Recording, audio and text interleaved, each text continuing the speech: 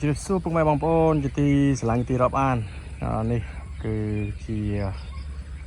การจำกายเปลี่ยนขนาดประดับตึกโดยในบางปอนบาน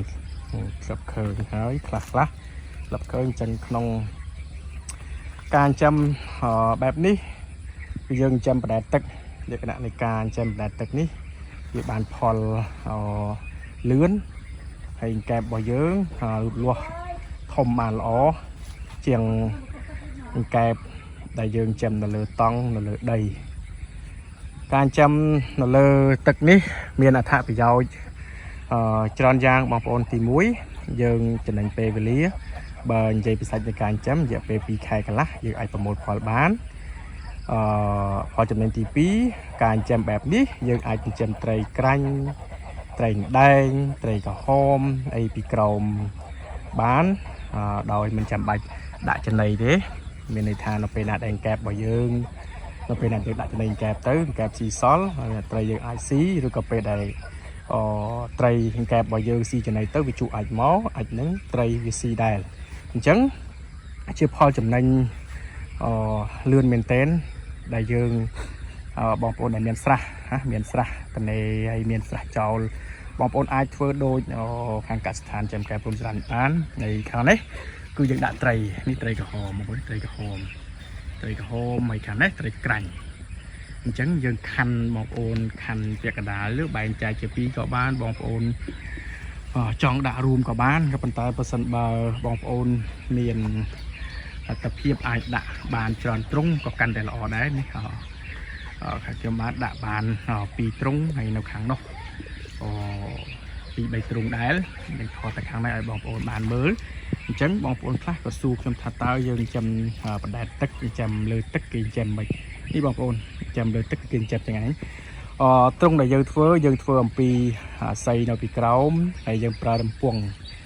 នឹងអាមកទឹកហ្នឹង4ដើមមកដាក់ត្រូវាហើយសងខាងយើងប្រើកដុងប្រេងឆារបស់យើងចងវាពី3ទៅ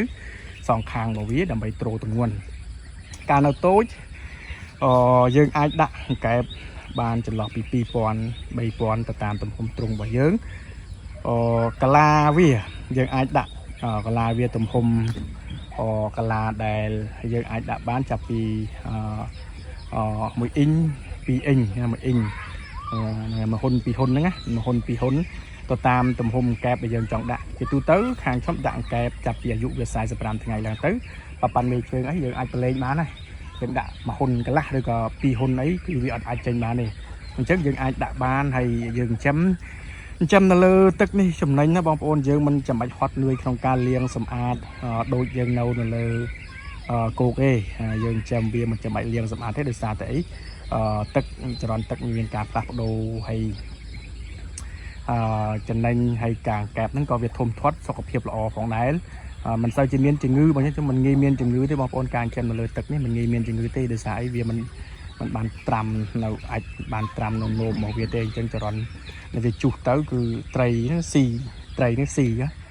ខាងក្រោមហ្នឹងគឺត្រីស៊ីអស់ហើយបងប្អូនណាត្រីស៊ីអស់ហើយអញ្ចឹងអត់មានសល់ហើយមានអីទេអញ្ចឹងអាហ្នឹងជាផ្នែកមួយដែលបងប្អូនមានលទ្ធភាពមានស្រះហើយមានទឹកអីគ្រប់គ្រាន់បងប្អូនអាចដាក់3-4ទ្រុងអីទៅ4-5,000 កូនអីទៅបងប្អូនណាប្រមូលផលម្ដងគឺយើងអាចប្រមូលផលបានទាំងត្រីបានទាំងកង្កែបរយៈពេល3ខែយើងអាចប្រមូលផលបានដូចគ្នាបងប្អូនណាបានផលបានដូចគ្នាអាហ្នឹងវាអាស្រ័យទៅលើបងប្អូនថែវាដល់ទៅហើយដាក់ចំណីដល់ទៅត្រីនឹងក៏ធំកង្កែបនឹងក៏ធំអញ្ចឹងយើងអាចបានប្រមូលផលដូចគ្នាដែរបងប្អូនណាដូចគ្នាផងដែរហ្នឹងហើយបងប្អូនដែលត្រូវការថ្នាំព្យាបាលកង្កែប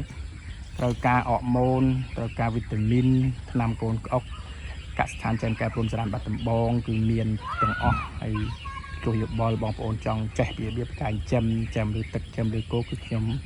អាចប្រាប់បងប្អូនបានទាំងអស់ដោយមិនគិតថ្លៃអ្នកតំណងតាមលេខទូរស័ព្ទ012 26 9484 016 26